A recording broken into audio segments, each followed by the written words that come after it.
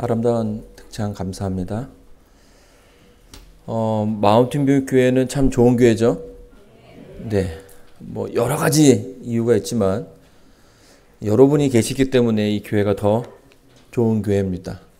또 반갑게 또 오신 여러분들을 모두 환영합니다. 오늘 설교의 제목은 우리 교회입니다. 여러분의 교회고 우리 교회입니다.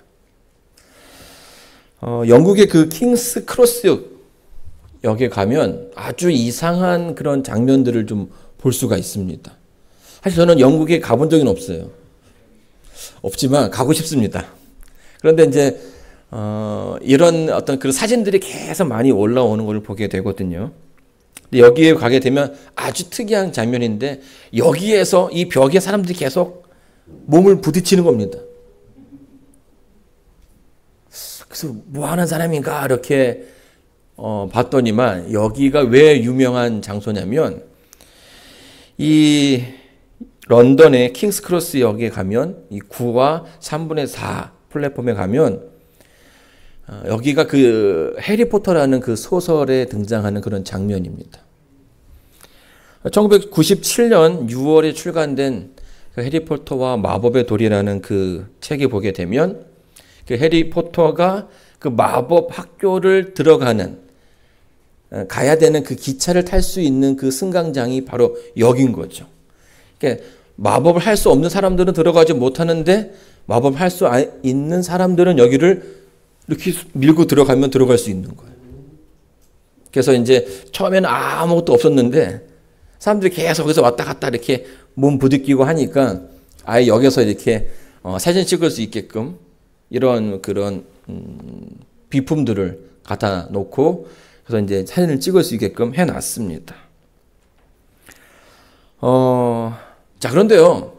이제 우리가 뭐 여기를 여행을 가서 이렇게 방문을 하게 된다면 이 벽을 뚫고 갈 수 있을까요? 없을까요? 갈 수 없습니다.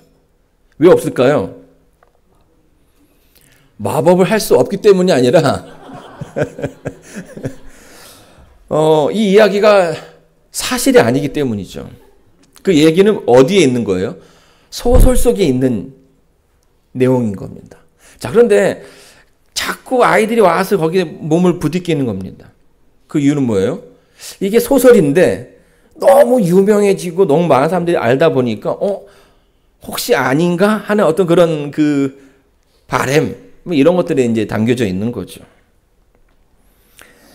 우리가 살고 있는 이 시대는요, 참 이상한 시대가 되어버렸습니다. 사실이 아닌데 진짜라고 믿는 사람들이 생기고 있고요. 또 진짜임에도 불구한데 진짜인데 이것이 마치 진짜가 아닌 것처럼 살아가는 사람들이 있다라는 거예요. 어떤 사람들은 소설의 이야기를 혹시나 하는 마음에 그거를 따라해보는 사람들도 있는데 여러분은 어떠신가요? 여러분의 믿음, 이 신앙을 하는 또 성경의 말씀을 믿는 여러분의 마음은 어떻습니까? 이 시간이 흘러감에 따라서 더 좋아져야 하는 게 맞지만 또 그렇게 되기를 바라지만 이 믿음에도 점점 때가 묻는 그런 시기가 있는 것 같습니다. 성경의 내용이 사실이라고 말을 해도 또 좀처럼 그 안에 들어가려고 하지 않는 사람들이 점점 많아지는 거죠. 그리고 조금 더 먼 발치에서 말씀을 보고 그냥 먼 발치에서 교회를 바라보는 사람들이 생기기 시작했다는 것입니다. 성경 말씀 여호수아 3장 14절로 15절 말씀 한번 다 같이 봉독하도록 하겠습니다. 오늘 본문의 말씀입니다. 다 같이 읽겠습니다. 시작. 백성이 요단을 건너려고 자기들의 장막을 떠날 때에 제사장들은 언약궤를 메고 백성 앞에서 나아가니라. 요단이 곡식 거두는 시기에는 항상 언덕에 넘치더라. 궤를 맨 자들이 요단에 이르며 궤를 맨 제사장들이 발이 물가에 잠기자. 예, 감사합니다. 과거 이스라엘 백성은요, 광야에서 40년 동안을 방황하게 됩니다. 그리고 아주 조금씩 이동하면서 여기까지 오게 된 거죠. 그들이 40년 동안 배웠던 것은 무엇입니까? 원래는 그렇게 긴 여정이 되지 않아도 됐습니다. 그렇죠? 짧게 바로 가나안에 들어갈 수 있었는데 이 가나안에서 하나님을 신뢰하지 못하는 그 선조들로 인하여서 그 기간이 그렇게 길어지게 된 겁니다. 이제 40년 동안 다시금 그들은 하나님의 말씀과 하나님께서 우리와 함께 한다는 사실을 배우게 되었죠. 그리고 이제 그 가나안을 앞에 두고 그 앞에 요단강을 또 두고 있는 상황입니다. 여러분 혹시 갈라진 강을 건너본 적 있으십니까? 갈라진 강.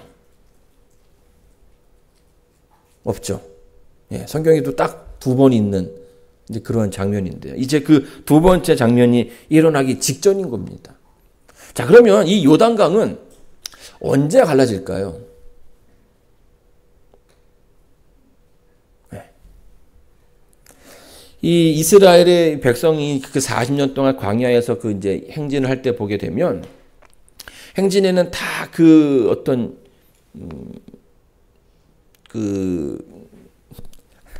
제가 한국말이 생각이 상상이 안 나네요. 그 지도가 있습니다. 그래서 이제 맨 처음에 누가 서야 되고 그 각 지파마다 어느 지파에 누가 어디에 서야 되는지 그 지파마다 다 그게 있어요. 근데 그 행렬의 맨 앞에 누가 있냐면 제사장들이 그 법궤를 들고 이동합니다. 그거는 이스라엘 백성들의 그 삶 속에 맨 앞에 누가 있어야 된다는 거예요. 하나님의 말씀이 있어야 된다는 것을 뜻하는 거죠. 자, 지금도 이제 그 제사장들이 법궤를 메고선 가는 거예요. 근데 어디로 가야 되는 겁니까? 가나안을 가야 되는 거죠. 근데 그 앞에 뭐가 있는 거예요? 강이 있는 거예요. 제가 이제 갑자기 그런 생각을 좀 해보게 되었습니다. 아, 이 제사장의 마음이 어땠을까? 이 가기 전부터 딱 그 강이 이렇게 열려가지고 길이 보이면 아무런 마음에 그 부담이 없이 그 길을 갈 것 같은데 이 강이 열리지 않는 겁니다. 그렇죠? 이 강이 언제 열려야 되는 겁니까? 우리 생각으로는 미리 좀 열려서 편안하게 그 가기를 원하는 건데 그 길은 그 앞에 다다를 때까지 열리지 않는다라는 거예요. 이 본문을 보게 되면 그 강이 언제 열리냐면 그 발을 담갔을 때, 그 발이 그 물에 잠기었을 때 열렸다라는 거예요. 하나님의 기적이 일어나는 곳은, 하나님의 역사가 일어나는 곳은 언제입니까? 늘 우리가 그 발을 담글 때에 일어나는 겁니다. 하나님 왜 미리 좀 이렇게 미리 열어주시면 안 됩니까? 하나님의 역사는 늘 그렇지 않다라는 거예요. 늘 그 발이 담겼을 때 그 역사가 일어나게 됩니다. 2024년 오늘 저는 이제 그 발을 좀 담그려고 합니다. 아주 푹 담글 겁니다. 그리고 저와 함께 여러분들은 이제 그 요단강이 갈라지는 경험을 하게 되실 겁니다. 제가 한국에서 목회를 하면서 몸담았던 화폐는요, 서중원 화폐였습니다. 서중원 화폐는 이 서울 일부와 경기도권을 담당하고 있고요. 아주 좋은 화폐였습니다. 근데 이제 그 화폐에서 보게 되면요, 전설적으로 이렇게 목회자들 사이에서 내려오는 이야기가 있습니다. 이제 화폐에서는 아니라고 이야기하지만, 이제 우리 목사들끼리는 이제 하는 얘기가 있어요. 그게 뭐냐면, 내부 순환이냐, 외부 순환이냐 하는 거예요. 자, 여러분, 내부 순환. 한국에서 이제 떠나오신 지 오래되셨기 때문에 잘 모르시는 분들도 계실 거라고 생각이 됩니다. 이 서울에는 내부 순환로가 있습니다. 이 성산램프로부터 시작해가지고 이제 마포구에 있는 성상대교 북단으로 시작해서 성수동에 있는 성동 분기점까지 약 22km를 서울을 가로지르는 그 내부 순환 고속도로가 만들어졌어요. 그래서 저희가 있던 부천에서 이제 가려면 항상 여기를 타고 가야 빠르게 서울을 지나갈 수 있는 거죠. 자, 그리고요, 외부 순환로가 있습니다. 외부 순환. 자, 여기 보게 되면 빨간 줄로 이렇게 서클이 만들어진 거 보이시죠? 그 안에는 내부 순환로인데요.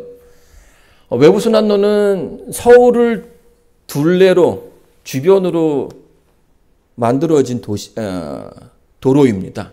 그래서 이 서울 외곽에 있는 도시에서 빠르게 서울에 들어갈 수 있도록 하는 거고요. 또 그 외곽 도시들을 서로 연결해 가지고 교통이 이제 편리하게끔 만든 그런 거죠. 근데 여기 보게 되면 아시겠지만 위례, 판교, 뭐 광명, 인천 이런 식으로 해 가지고 이제 서울이 아니라 서울의 이제 외곽에 있는 거점을 중심으로 한 거예요. 자, 그러면 이제 외부 순환과 내부 순환 목사와 외부 순환 목사가 있다라고 얘기하거든요. 뭘 얘기하는 걸까요?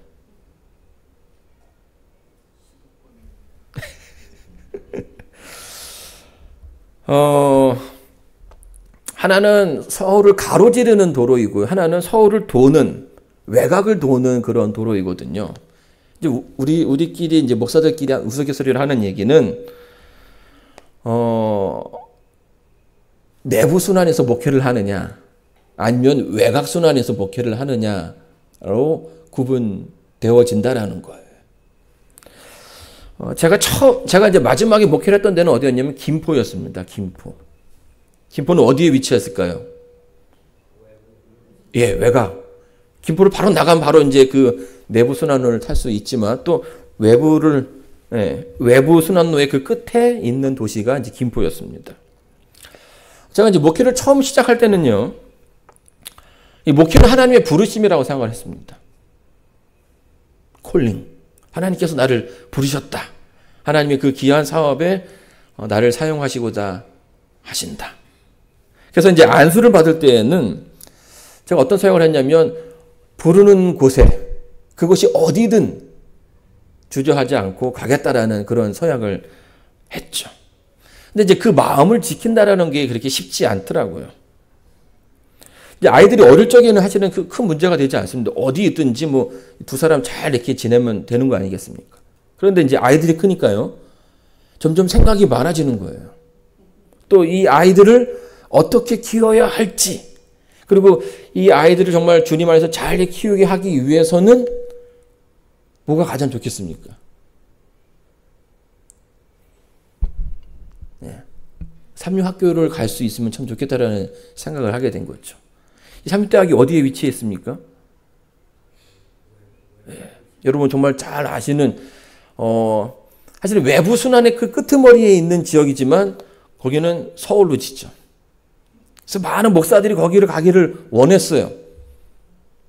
원하고 있습니다. 왜냐면 이제 아이들이 커니까 학교에서 거기에 이제 초등학교도 있고 중학교도 있고 이제 고등학교도 있고 점점 이제 그런 생각들이 드는 겁니다. 현실적인 어떤 생각들.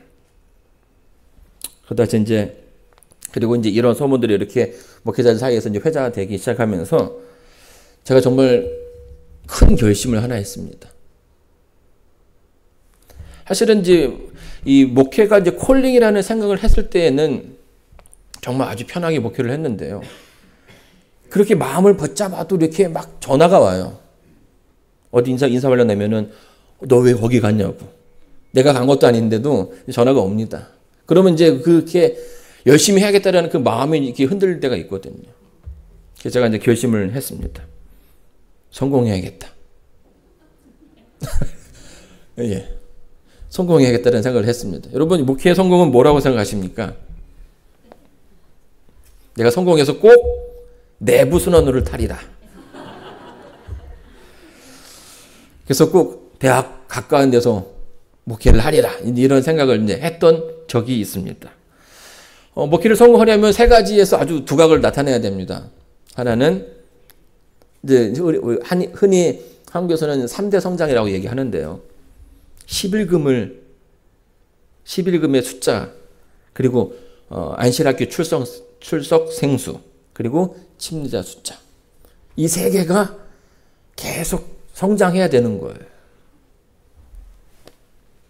자, 그래서 제가 이제 내가 꼭 성공해서 내부 순환로를 타야겠다는 생각을 갖고선 한때는 목회를 했습니다. 자, 근데 여러분, 이런 생각을 가진 사람이, 이런 생각을 가진 목사가 목회를 하면 그 교회는 어떻게 될까요?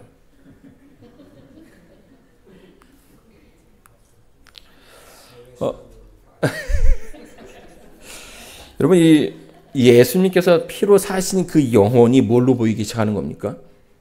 숫자로 보이기 시작하는 거죠. 숫자가 하나 줄었다, 늘었다. 그 영혼이 교회에 왔다, 나갔다가 아니라 숫자가 하나 늘었다, 줄었다로 보이는 겁니다. 그러니 당연히 목회가 굉장히 피폐해질 수밖에 없는 거죠. 어느 순간에 제가 이제 생각을 해보니까 내가 그렇게 해서 성공해서 어디를 간다면 여기 지금 남겨져 있는 교인들은 무슨 죄일까라는 생각이 드는 거예요. 얼마나 불쌍한가. 그래서 그때 생각을 좀 바꿨습니다. 하나님의 부르심을 잃어버려서 의미가 없는 목회였는데 이제 그것을 다시 찾아야겠다는 생각이 든 거죠. 그리고 잠깐 가졌던 그런 어떤 저의 어떤 욕심을 버리는 것이 맞다라는 생각이 들어서 내부 순환과 외부 순환을 버리기 시작했습니다. 불쌍하죠. 사실 목회자가 그런 생각을 하게 되면 이 교인 그 모든 피해는 다 교인들한테 갈 수밖에 없는 거예요. 그래서 이제 그때부터는 교인에게 집중하자라는 생각을 갖게 되었습니다. 내게 주어주신 양에게 집중하자. 그리고 예수님 오시는 그날에 우리 모든 교인들이 다 그 자리에 설 수 있게끔 하자. 이게 저의 그 목회의 평생의 목표입니다. 마운틴뷰교회에 와서 또 저의 목회의 목적도 마찬가지입니다. 지금 이 자리에 계신 여러분 모두가 함께 하늘에 가는 게 제 목표입니다. 그래서 여러분 안 보이시면 제가 계속 귀찮게 할 겁니다. 이 바지끄레기라도 붙잡아서 꼭 여기에 있게끔 하는 게 저의 목표고 다짐입니다. 여러분, 이런 모든 것들이 가능하기 위해선 여러분들의 도움이 반드시 필요합니다. 여러분이 구원받아야 하는 것이고 여러분의 배우자가, 여러분의 자녀들이 구원받아야 하는 것이죠. 이것을 위해서 함께 노력해 주시기를 간절히 바랍니다. 2024년 제가 생각하는 교회의 목적은 세 가지 있습니다. 하나는 말씀, 기도, 그리고 교제입니다. 성경 말씀 열왕기상 18장 3절에 있는 말씀을 보도록 하겠습니다. 엘리야가 모든 백성을 향하여 이르되 내가 내게로 가까이 오라. 백성이 다 저에게 가까이 오매 저가 무너진 여호와의 단을 수축하되. 북방 이스라엘의 모습을 보게 되면 북방 이스라엘은 성경에서 하나님을 떠난 나라였죠. 한 번도 선한 왕이 나타난 적이 없는 그런 나라였습니다. 이 국가 차원에서 배도가 일어났고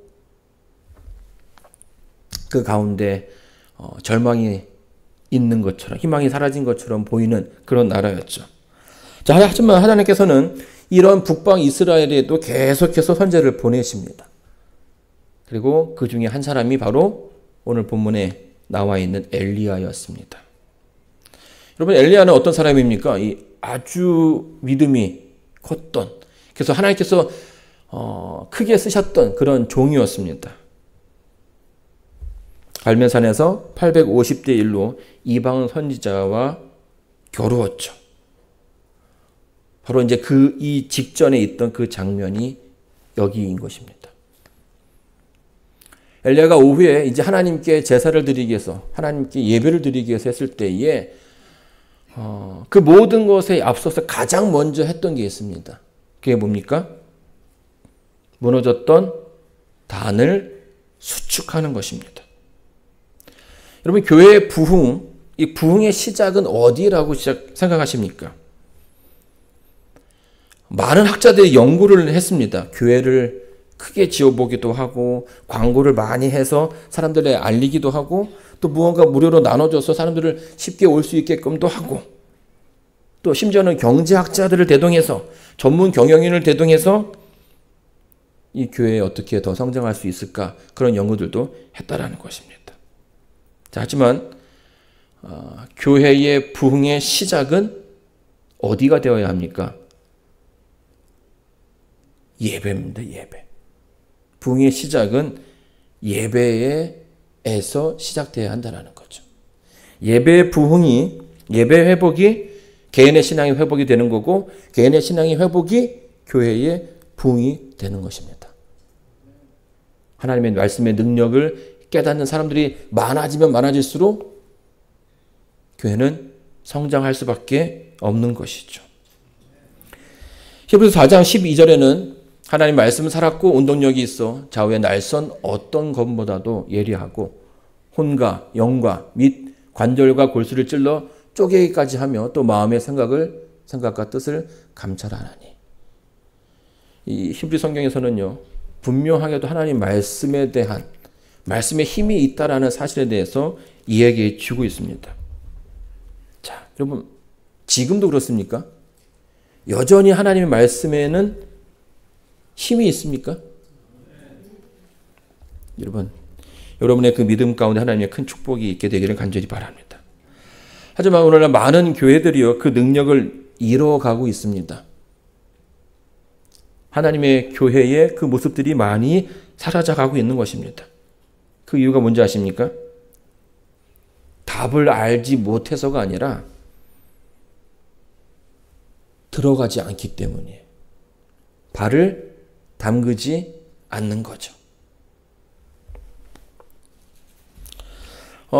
손흥민 선수 아주 유명한 축구 선수죠. 저는 사실 이 손흥민보다는 박지성을 더 잘 아는, 그러니까 더 이렇게 익숙한 그런 축구 선수인데요. 요즘은 보니까 이 손흥민 선수가 아주 거의 뭐 탑 클래스에 들어가는 선수라고 이야기합니다. 근데 작년에 한 영상이 세계로 퍼졌습니다. 어떤 영상이었냐면 이 손흥민의 팬이 같이 사진을 찍자고 이렇게 다가왔어요. 근데 이 손흥민이 거절한 겁니다. 아주 정중하게 거절을 했죠. 그 이유가 뭔지 아십니까? 네, 그 여성 팬이 아이폰을 들고선 찍자고 했던 거예요. 근데 왜?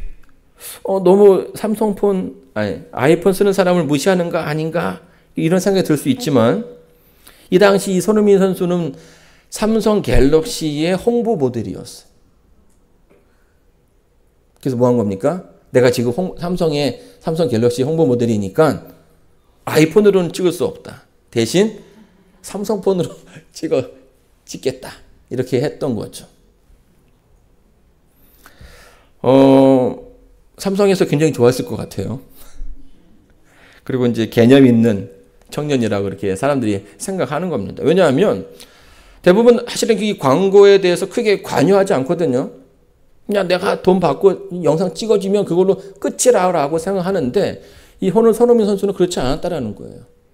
내가 돈을 받았다면 내가 그 어떤 기업과 무엇과 연결이 되었다면 내가 할 수 있는 최선을 다해야 한다라고 생각을 하는 거죠.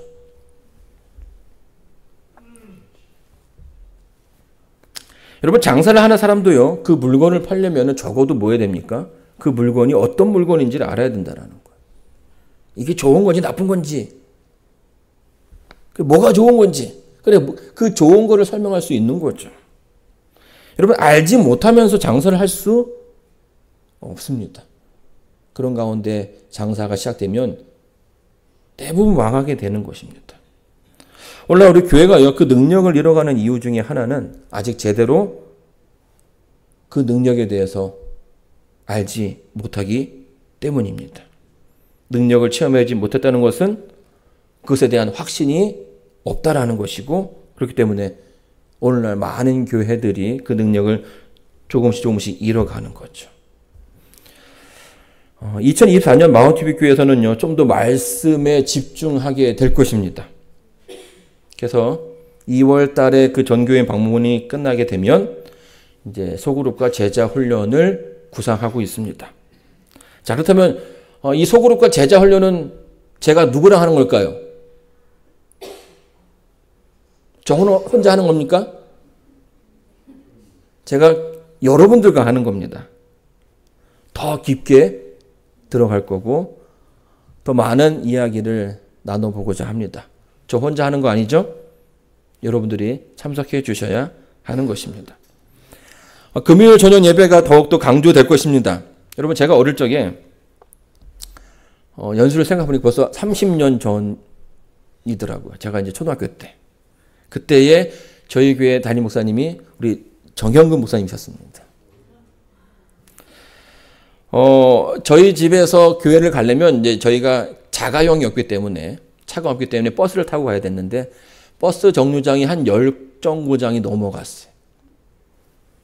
근데 화요일 저녁, 금요일 저녁 이렇게 교회를 다녔는데, 하루는 눈이 엄청 많이 왔어요. 근데 이제 저희 어머니는 못 가시고, 교회에 가시겠다고 하는 어떤 손님이 오셔가지고, 저와 제 동생과 그 손님이 이제, 버스를 타고 교회를 갔습니다. 이제 눈이 계속 오니까 버스 오는 거 너무 오래 걸리는 거예요. 버스를 탔어요. 근데 이제 제가 이제 초등학생이기 때문에 계속 졸다 깨다 하는데도 차가 갈 기미가 보이지 않는 거예요. 그래서 겨우 해가지고 교회에 왔는데 예배가 끝난 거예요. 그래서 다시 또 이렇게 갔던 이제 그런 기억이 있습니다. 참 신기한 건요, 죄송한 말씀이지만, 목사님의 설교가 제가 잘 기억이 나지 않는데요.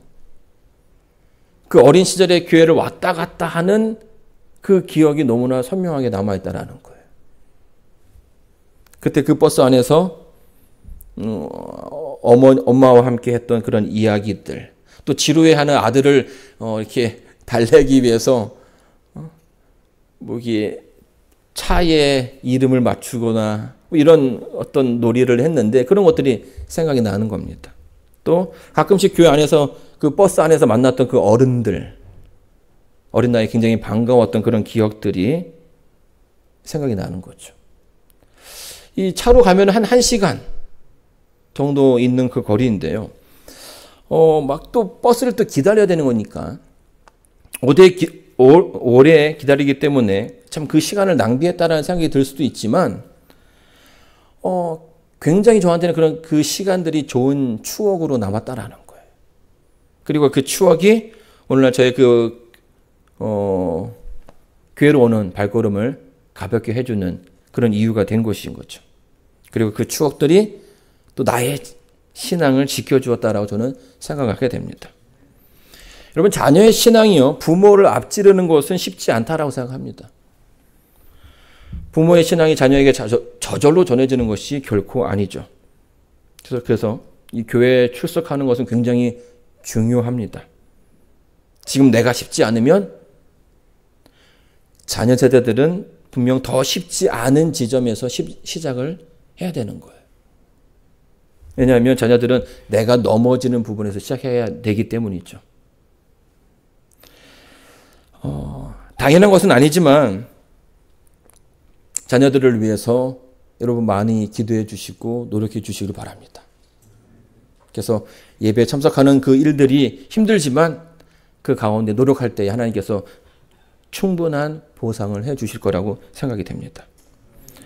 또 저희 교회는 앞으로 이제 전도회를 계속 해마다 하게 될 것입니다.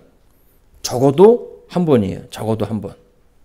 근데 어떤 분들은 이제 이 대중 공중 전도회가 무슨 효과가 있냐라고 하실 수 있지만, 실효성이 예전 같지는 않지만 하나님께서 어떻게 그 전도회를 사용하실지 또 역사하실지는 아무도 모르는 것입니다. 그래서 그 가능성을 닫지 않고요. 다만 그것을 위해서 더 많이 준비하고 기도해야 된다는 것입니다. 자, 이를 위해서 우리 선교부에서 또 선교부와 함께 아주 협력해서 잘 준비하도록 하겠습니다. 그리고 여러분에게 도움을 요구할 때에 성심성의껏 또 즐거운 마음으로 도와주시길 바랍니다. 이렇게 되면은 이 전도의 어떤 그 두 가지 목적이 있게 됩니다. 하나는 준비된 영혼을 수확하는 기간이 되는 것이고요. 또 하나는 기존의 성도들이 그들의 그 믿음이 더욱더 굳건해지는 시기가 될 수 있는 거죠. 그래서 단순하게 어떤 그 전도회를 어떤 그 수확하는 것으로만 생각하지 않고요. 우리 성도들이 또 배울 수 있고 또 깨달을 수 있는 또 그런 장으로 활용하고자 합니다. 두 번째는 저희가 기도에 더 열심히 할 것입니다. 이 40년 광야 시절에 하나님께서 이스라엘에게 성소를 주셨습니다. 그 성막은 크게 두 부분으로 나눌 수 있는데요. 성소와 지성소로 구별이 됩니다. 근데 그 각 기명들이 어떤 그 역할을 하게 되는데요. 이 지성소 같은 경우에는 사실은 아무나 들어가지 못했어요. 아무 날에 들어갈 수도 없는 거고요. 아주 특별한 장소이기 때문에 특별한 날, 특별한 사람만 들어갈 수 있는 겁니다. 자, 그 이유가 뭡니까? 지성소에는 뭐가 있기 때문이에요? 하나님의 보좌가 있기 때문이에요. 하나님의 임재가 있기 때문에 죄 있는 인간은 들어가면 안 되는 거죠. 그래서 그날은 지성소는요, 특별한 장소이기에 특별한 날, 특별한 사람만 들어갑니다. 그 들어갈 때도요, 한쪽 발에다가 밧줄을 묶어 놓습니다. 그 이유가 뭔지 아세요? 혹시 죽으면 그 사람 데리고 들어갈 수 없기 때문에 밧줄로 이렇게 끌어당겨야 되는 그러니까 그만큼 그 장소는 거룩하고 특별한 장소인 거죠. 자, 그런데 성수의 어떤 물건이 이 지성소를 마음껏 다닐 수 있는 게 하나 있습니다. 그게 뭡니까? 분향단의 향이죠, 향. 이 분향단의 향은, 분향단은 지성소 앞에 있는 성소에 위치합니다. 자, 그런데 이 분향단에서 피워진 그 향의 연기가 어디까지 갈 수 있다는 거예요? 지성소 안까지도 들어갈 수 있다는 거예요. 계시록 5장 8절에 보게 되면 이렇게 설명합니다. 책을 취함에 네 생물과 24장로들이 어린 양 앞에 엎드려 각각 검은 고와 향이 가득한 금 대접을 가졌으니 이 향은 뭐라고요? 성도들의 기도라. 우리가 하나님을 직접 이 땅에서 대면할 수 없지만 적어도 우리의 기도는 하나님 앞에 상달될 수 있다라는 얘기를 성경은 해주고 있는 거예요. 하나님께 기도가 하나님의 그 전 가득, 우리의 기도가 하나님의 전을 가득 채울 수 있다는 것입니다. 자, 그 말은요, 하나님께서 우리의 기도를 직접 들으시겠다는 약속이고, 그것을 하나님께서 다 들어주시겠다는 약속이에요. 자, 그럼 우리가 뭐 해야 됩니까? 열심히 기도해야 합니다. 저희가 매달 기도 달력을 여러분께 좀 나눠드렸습니다. 바쁘신 가운데 있겠지만 매일매일 시간을 정하셔서 그 일을 위해서 함께 기도해 주시기 바랍니다. 혼자 기도하는 것보다 둘이 기도하는 게 더 낫고요. 둘보다는 넷보다는 모두가 기도하는 게 더 그 능력이 크겠죠. 또 기회 한 번은 안식 오후에 기도회를 좀 하려고 계획을 하고 있습니다. 여러분, 우리 성도님들의 그 삶을 각자 개인 들여다보게 되면 기도가 필요한 분들이 많고요. 또 함께 기도할 수 있는 분들이 많습니다. 그 모임에 여러분 모두를 초청합니다. 기도의 부흥은 교회의 부흥이 될 것이고 기도의 응답은 곧 하나님의 임재로 전해지게 될 것입니다. 자, 마지막으로 하나 더 강조하고 싶은 것은 말씀과 기도 그리고 교제입니다. 이런 팬데믹 이후에 우리 사회가 굉장히 경직되어 있습니다. 그리고 그런 모든 것들이 외로움이라는 사회 현상으로 나타나게 되었죠. 여러분, 이것은 미국도 마찬가지입니다. 개인주의 나라지만 굉장히 많은 사람들이 홀로 있다는 것에 대해서 외로움을 느끼고 있어요. 그 빈자리를 우리 교회가 채워줄 수 있다라고 생각합니다. 그래서 교회에서 또 교회 밖에서 만날 수 있는 많은 자리들을 만들고자 노력하겠습니다. 물론 여러분 사람들을 바로 교회로 데려오는 것은 이제 쉽진 않아요. 그렇죠? 그래서 사람들을 교회 밖에서 만날 수 있게끔 또 그들의 그 필요와 그들의 어떤 원하는 것들을 공급할 수 있는 그런 교회가 되어야 된다고 생각합니다. 여러분 친구를 많이 만드셔야 돼요. 우리끼리만 있는 게 아니라 밖에 있는 친구들도 많이 만드셔서 그들에게 좋은 친구가 되어주시고 그들과 함께 교회에 올 수 있는 그런 기회들을 많이 만들겠습니다. 자, 그래서 그런 프로그램들을 준비될 테니까 여러분들이 참석해 주시고 함께 동참해 주시면 감사합니다. 여러분 2024년 마운틴뷰 교회의 목표가 뭐라고요? 말씀과 기도와 교제입니다. 지난주 일요일에 제가 이제 그 노재현 집사의 큰 아들이 공연하는 그 공연장을 갔다 왔습니다. 이제 오케스트라를 하고 있는데 그날은 이 베이 지역에 있는 그 유스 오케스트라 단원들이 다 모이는 거예요. 정말 잘하는 사람들만 모이더라고요. 그래서 막 이렇게 순서가 너무나 감동적이었습니다. 오랜만에 좀 좋은 시간 보냈다라는 그런 생각이 들었죠. 이제 문득 제가 이제 그런 장면들을 보면서 이런 생각이 들었습니다. 공연을 보러 왔는데 오케스트라라는 것은 무엇일까? 오케스트라는 건물입니까? 아니면 어떤 그 자리일까요? 이것이 오케스트라처럼 보일 수 있지만 이건 아무것도 아니라는 겁니다. 여러분 마운틴뷰 교회는 무엇입니까? 이 건물이 마운틴뷰 교회입니까? 아니면 사람입니까? 여러분 사람이 채워지지 않으면 오케스트라는 음악이 나올 수가 없습니다. 그렇죠? 한 명이 잘한다고 해서 되는 게 아니에요. 오케스트라는 모두가 다 잘해야 되는 거예요. 각자가 다 같은 일을 하는 것은 아니지만 있는 위치에서 자기의 역할을 잘 할 때 오케스트라는 아름다운 음악을 낼 수 있는 것입니다. 여러분 교회도 다르지 않습니다. 여러분이 없는 교회는 교회가 아닙니다. 여러분이 없는 교회는 마운틴뷰 교회가 될 수 없는 거죠. 여러분이 참석하지 않으면, 여러분이 함께 하지 않으면 우리는 아무런 소리를 낼 수가 없는 것입니다. 사랑하는 성도 여러분, 2024년 새로운 한 해가 시작되었습니다. 여러분의 발을 푹 담그시길 바랍니다. 그 이후에 모든 것은 하나님께서 해 주실 것입니다. 이제는 그 요단강이 열리는 그 모습을 저와 여러분의 그 삶 속에서 보게 되기를 바라면서 오늘 말씀을 마치겠습니다.